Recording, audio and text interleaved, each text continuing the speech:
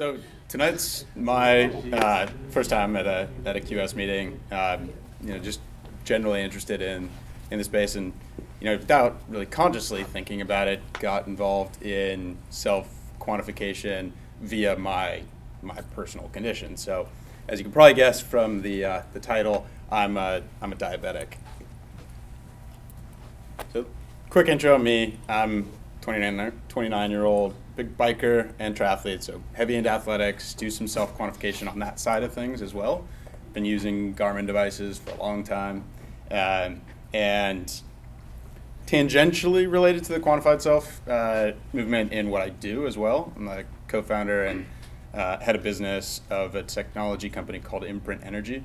We develop battery technology, chemistry system called zinc poly, allows us to print customized, thin, flexible, rechargeable batteries that may eventually be used in a variety of small portable electronic devices like med tech devices and wearable technology with potential self-quantification applications. I'm a type 1 diabetic. For those of you who don't know what diabetes or what that means, it basically means I'm insulin dependent. So my blood sugar's varying all the time. Pancreas doesn't work like yours does in terms of automatically giving you insulin. And so I need to self-administer insulin based on what my blood sugar is, what I've eaten, and what else I've been doing. I've been type 1 diabetic for 18 years, and for 16 of those, I was effectively flying kind of blind. You test your blood sugar pretty regularly and have to administer based on those readings. For the last 2 years, I've been quote-unquote quantified with movements to new devices. So, quick background. As a diabetic, measuring blood glucose is critical. It's the #1 thing you have to do in order to make sure you avoid sort of short-term and long-term dangers. 5 to 8 finger sticks and a gut feeling for 16 years is what I meant when I was saying I was effectively flying blind. That was before I got quantified. And I was basing my insulin delivery on how I felt and those few times a day that I was testing my blood sugar. The metaphor I like to use is that it was like I was driving down the freeway with my eyes closed and then opening them once every couple hours, versus driving down the freeway now with my being quantified and maybe just constantly blinking, but still having a good sense of where I'm going. The difficulty with the previous version is tough to establish trends, which is pretty important to know how you react to different stressors, food, athletic events, etc. It's tough to analyze the impact of changes, and I have some learnings about that I'll talk about. And really, mission critical is mitigating the risk of lows. There's that short-term risk that if you go to sleep overnight and you go too low, that you could have some pretty negative health implications. So, getting into what did I do, or what was I trying to do? Well, when this device became available on the market, it's called a continuous glucose monitor. My goal was, and had always been, to improve the control of my diabetes and avoid the dangerous incidences. This became finally covered by insurance carriers and produced by technology companies, made it available to me, and I started living with, or driving with my eyes wide open. I went from that 5 to 8 blood sugar samples a day to sampling every 5 minutes. So that's a pretty significant increase in the amount of data that I was able to collect. And as a result, was able to get much better sense of where I was trying to go. It's got some cool nifty features, and we're seeing more and more features in both medical devices and wearable technology devices. For me in particular, the alarms associated with saying, okay, you're trending one way or another have been really important in helping me stay within the predefined range that I'm trying to stay within. So how have I done it, or how have I gotten better with my control? Basically in analyzing the data that I'm collecting. And data on its own, not particularly interesting, but data with the context and over a longer period of time has been really interesting for me in that over the week-long snapshots that I take, I can remember with a decent level of granularity what I've done over that past week. And I can say, okay, well, great. It looks like, in the mornings or overnight, I'm kind of drifting down a little bit, but then I start to rise in the morning, and I can put that in context by saying, okay, well, what did I do over the past week? What stressors were there, or what did I eat, or how early did I wake up?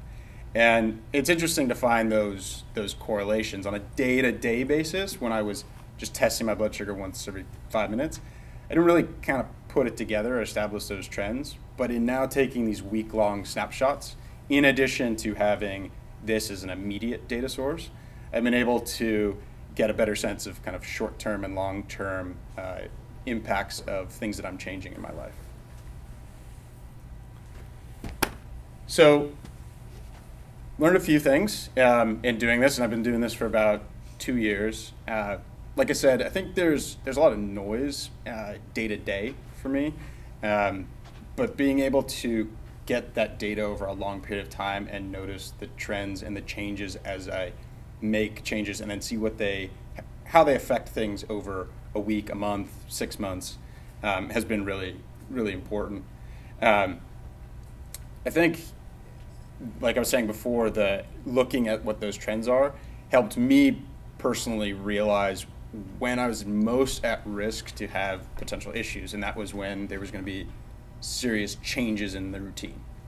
I'm not one who's particularly good at just being regimented and doing the same thing every day. And so now I'm more aware when I'm going to make a pretty significant change in my day-to-day lifestyle, what implications that might have for my diabetes. One thing that I think I found particularly interesting is that you would think, okay, you got a great new device that's going to help you be much better with your control, but to some extent I found that it actually promotes a little bit of laziness, in that I know that it's there and I know that it's monitoring me and warning me when I go one way or another. And as a result, whereas I started looking at it really frequently when I first got it, I now don't as much, because I kind of say, well, it's collecting it for me. I can look at it at the end of the day.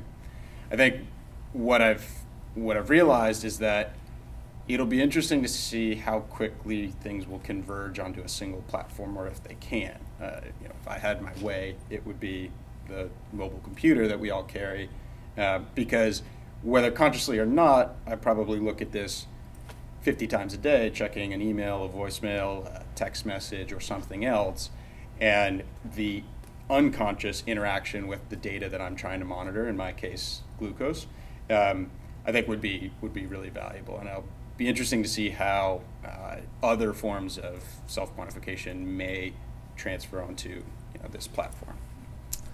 And lastly, I think with the data that I've been collecting, that's been really valuable, but there's still sort of broken links in the chain, difficult to complete the loop, in that knowing when my blood sugar is great, but trying to quantify the really difficult things to quantify, i.e.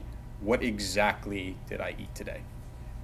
For someone who doesn't always have the time to literally painstakingly write down everything I did and have really granular information on what was in everything that I ate, that's still that incomplete part of the loop, and that's the one difficulty I'm still having.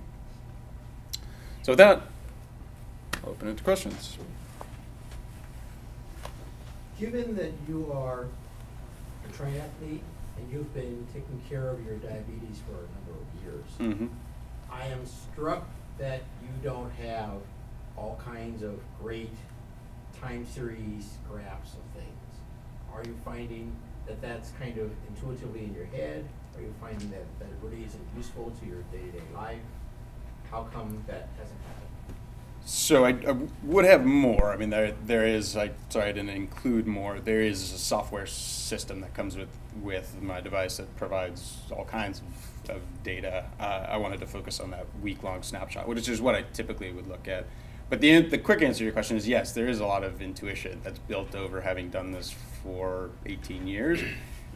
So for example, I was talking to someone earlier tonight who said, so what's going to happen if you eat pizza? And I intuitively know, okay, it's a carb-heavy food that's got a certain amount of fat. It's going to delay the uptake of the carbohydrate, and it's going to be 45 minutes in when my blood sugar starts going up. And that's just stuff that I know after having done it, thousands of times over 18 years. So, but yeah, I need to kind of continually re-up my commitment to taking a look at the data. Just quick follow-up. Given that, do you know if Myers-Briggs is a high intuitive or no? I have to go back and look at my Myers-Briggs, but yes, I believe so. Could you just go back to your week snapshot? Mm-hmm. Is that sort of like a modal day type of thing, where is that a typical? Is that 24 hours average? Where every day is. Yes. Explain what that is. Yeah. So this is exactly as you described. It's a modal day. So Maybe just explain what a modal day is, because this is a useful representation of data that maybe not everybody. Yeah, so there's a bunch of different ways you can analyze the data. I find this particularly interesting. We use this a lot in the work that I do too. The bar that you see is basically the spread. So it's a min-max, and that at 12 a.m. there is 7 days worth of data collection at that particular hour. The bar is showing the spread of what my measurements are at that particular hour. The median is indicated as well, and then there's an average. In many cases, the median and average end up being pretty close together. What I find interesting is that it allows me to look at generally where do things line up. Again, I think a single day may be noise, but if I look at things over the span of a week, it kind of helps average out. It does also provide a lot of insight when things are really widespread. What is it about those hours of the day that are so irregular compared to other hours of the day? And the green. Sorry, the one last thing is the green bar that you see here. That's kind of the defined target range. That's what I'm shooting for, is to kind of live within that range, and that's defined by what a normal person's blood sugar would typically be. I mean, just the fact that the days on which you're high show so much greater spread suggests that there's like one or two individual episodes in there, right? Mm-hmm. That are like causing that spike. So have you learned anything from? I mean, that's a great graph. I mean, there's a lot in there, but that jumped out at me right away. That there's something going on a few times a week at certain times. Yeah, so for example, no surprise, when you go to sleep, my sleep time varies, but not that much, and the activity while I'm asleep is pretty consistent. So you see that the spread of the data in those. Oh, sorry. You can see like the spread of the data. So this is midnight, and I go to sleep typically pretty late. So kind of starting at 1 or whatever, the spreads start to get smaller, and then the trouble time is in the mid to late morning, and that will depend on a number of things. I've realized over time that there's this phenomena of kind of the morning rise when you first wake up and you've gone from a rest state to your body starting to move, and glucose that's stored in your muscles gets released. I know that kind of from the athletic side of things, but I've been able to monitor that with the CGM as well. But the problem is, some days I'll work out in the morning, and that, as much as you would think burns sugar, that actually ends up releasing more when you first work out in the morning. So that, and managing that has, at least over this past week, been difficult for me. So the biggest spread is in that early morning period. Sorry, stupid question. How does this thing measure your blood? So I've got a little sensor right there, okay. That I wear for about 7 days at a time, move it around weekly, and then that just communicates wirelessly with this. Okay, got it. Thanks for sharing the data. I have a couple of questions. Sure. So after using it 2 years, I think you use the Dexcom CGM. Mm-hmm. So after using 2 years, have you noticed that your the frequency of hypoglycemic events being reduced? Yes. And how's your HbA1c levels? Is it still stay the same, or is actually being reduced as well? And then I have another question. So I know there are quite a few mobile apps for to let you log in your carb intakes. Mm-hmm. So have you actually tried any of them trying to see correlates your carb intakes with your glycemic levels? Yeah, so first answer is, so yes, I'd say the number one benefit I was looking for when or the driver to starting using a CGM was to prevent the lows.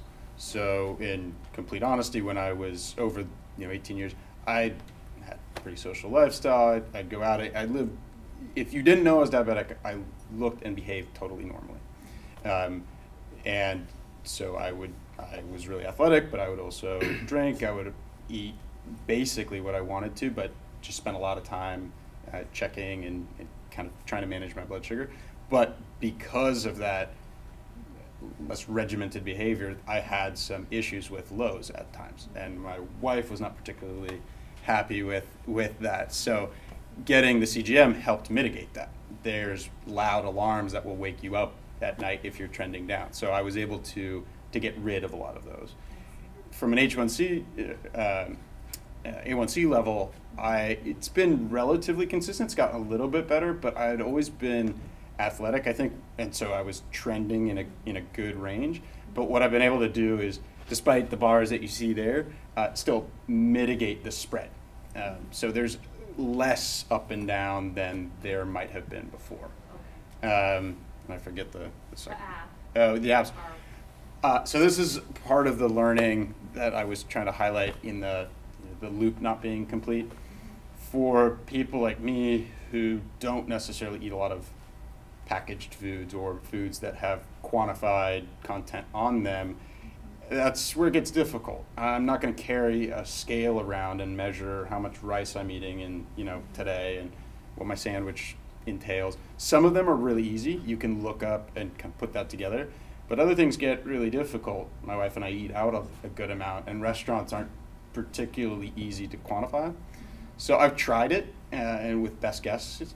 But for now, what I do, and this graph doesn't show, but there are others, there is a very rudimentary function in this right now that allows me to say, okay, I'm eating carbs. And I can guess how many grams and put that in. I can also input, I took insulin right now, or I was sick, or I worked out.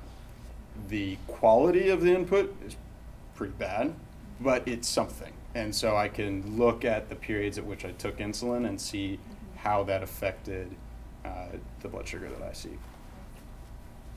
Cool, okay, that's going to have to be the last question. Yeah, no problem. Awesome, let's have a round of applause.